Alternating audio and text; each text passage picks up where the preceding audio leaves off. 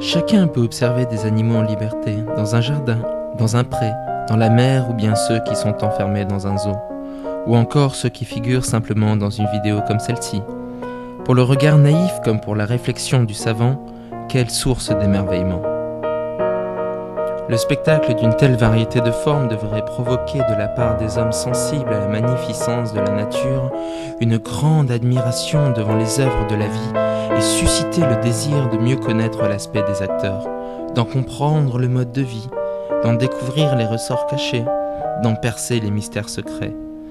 Pour qui sait voir un monde dans une flaque d'eau, sous l'écorce d'un arbre, à l'intérieur d'une motte de terre, l'aventure est à portée de la main et de la vie. Que de joie et d'enseignement peut-on tirer en suivant du regard les hirondelles, la fourmi lugubre mais industrieuse, le grillon tout de noir vêtu mais musicien, la cétoine dévoreuse de fleurs mais dont la robe dorée resplendit, les vers luisants qui ont allumé leur petit ventre, le bousier sans attrait par son aspect mais combien fascinant par son activité curieuse et inlassable.